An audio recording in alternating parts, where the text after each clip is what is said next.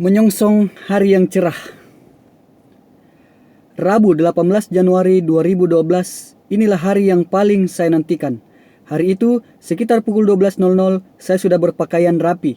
Celana kargo selutut yang selalu saya pakai di rutan berganti menjadi celana panjang. T-shirt menjadi baju dalaman, ditutup kemeja lengan panjang yang saya gulung hingga siku. Sepatu kets sudah saya kenakan, map putih berisi surat-surat penting sudah saya masukkan ke dalam ransel di kota kesayangan saya. Segala sesuatu sudah saya persiapkan sejak semalam. Ditemani seorang petugas, saya meninggalkan rutan Kebonwaru menuju kantor Gaya Arsitek di Jalan Belimbing, Bandung. Jarak kantor itu dengan rutan tidak terlalu jauh. Kalau ruas jalan di depan rutan tidak macet, jarak itu bisa ditempuh kurang dari 10 menit. Masa asimilasi adalah momen yang paling saya tunggu, sebab saya bisa menghabiskan 8,5 jam per hari dari 7 bulan masa tahanan saya di luar rutan. Rasanya akan berbeda bila saya menghabiskan seluruh hari saya selama 7 bulan di dalam rumah tahanan. Pertama kali menjejakkan kaki di Kebonwaru untuk menjalani masa hukuman, saya tidak pernah menargetkan waktu pembebasan. Kalau saya menghitung hingga pembebasan, rasanya akan berat sekali karena terlihat sangat-sangat jauh. Masa asimilasi adalah awal dari pembebasan bersyarat yang akan saya jalani mulai 23 Juli 2012. Seorang tahanan bisa menjalani masa asimilasi ini bila ia sudah menjalani setengah dari masa hukumannya. Namun, tidak serta-merta seorang tahanan bisa menjalaninya. Harus ada kantor yang membutuhkan tenaganya. Tidak bisa seorang tahanan melamar sendiri pekerjaan yang hendak dijalaninya. Tujuan asimilasi lebih bersifat pembinaan, bukan sekadar membiasakan seorang tahanan dengan dunia luar. Karena itu, pihak rutan harus memastikan seorang tahanan mendapatkan pekerjaan yang sesuai dengan tujuan tersebut. Gaya Arsitek adalah sebuah perusahaan yang bergerak di bidang konsultasi arsitektur dan desain interior.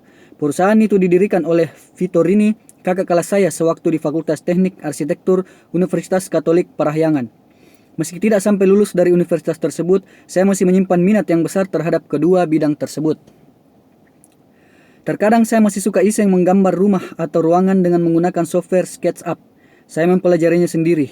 Tadinya, saya hanya ingin menguasai software tersebut untuk mendesain studio yang saya rencanakan di kawasan Dago. Di Gaya Arsitek, saya akan menjalani rutinitas layaknya seorang pegawai kantoran. Berangkat pukul 8, kembali ke rutan pukul 16.30. Di akhir pekan, saya libur.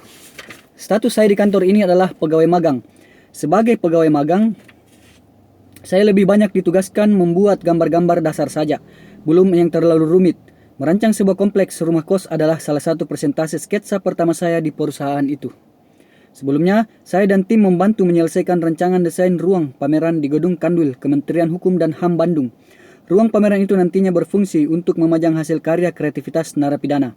Dengan demikian, diharapkan karya-karya mereka bisa terjual. Saya juga memiliki minat yang sangat besar dalam mengolah kayu. Saya mempelajari teknik memotong dan menyerut kayu selama berada di Kebonwaru. Dari situ, saya mulai membuat lemari dan meja. Sebagai newbie, cukup sering saya mengalami luka-luka kecil di jari akibat tersayat kayu. Mang Yayat, salah satu napi di sana yang banyak mengajari saya mengolah kayu, punya tips untuk menyembuhkan luka-luka tadi. Pakai daun singkong aja, Cep. Lebih cepat keringnya, kata Mang Yayat. Pohon singkong memang cukup banyak di lahan yang bersebelahan dengan bimker kayu tadi. Cara menyembuhkan luka dengan daun singkong cukup mudah. Petik daunnya, lumat hingga keluar getah dan oleskan ke luka. Hasilnya memang seperti yang dikatakan Mang Yayat, luka lebih cepat kering dibandingkan bila diolesi betadin. Salah satu hasil karya saya kini mengisi sel B1, kamar saya selama di rutan. Sel itu sudah mengalami perbaikan cukup banyak. Di dalamnya ada lemari pakaian, lemari piring dan gelas, meja belajar, cermin dan tempat sajadah. Semua itu saya buat sendiri bersama teman-teman yang berada di bawah pembinaan bimker kayu.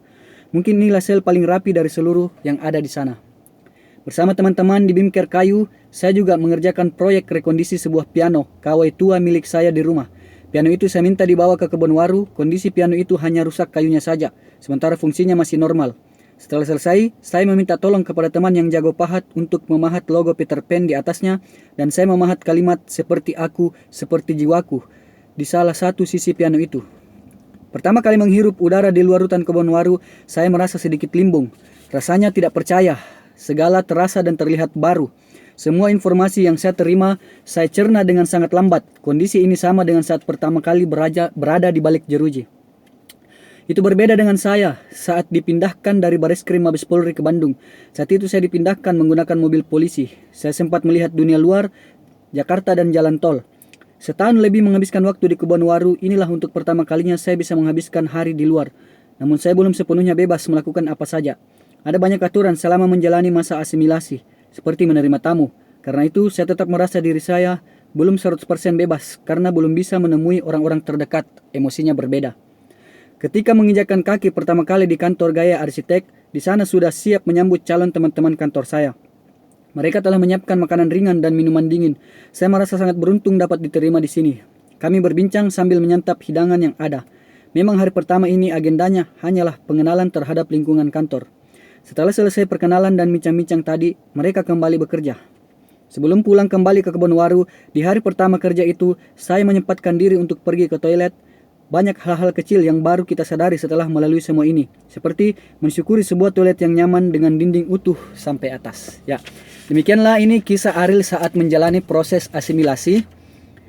Ini diberi judul Menyongsong Hari yang Cerah, judul utamanya, dan ada beberapa subjudul di dalamnya. Dan ini adalah awalnya atau prolognya. Dan di sini Ariel menceritakan tentang bagaimana dia pertama kali menghirup udara di luar rutan.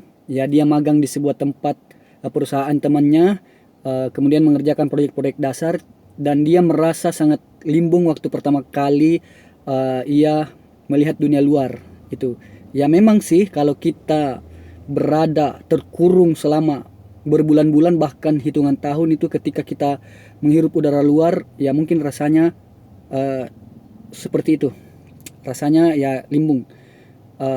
Saya sih belum pernah merasakan hal yang seperti itu dan semoga tidak akan pernah merasakan hal seperti itu.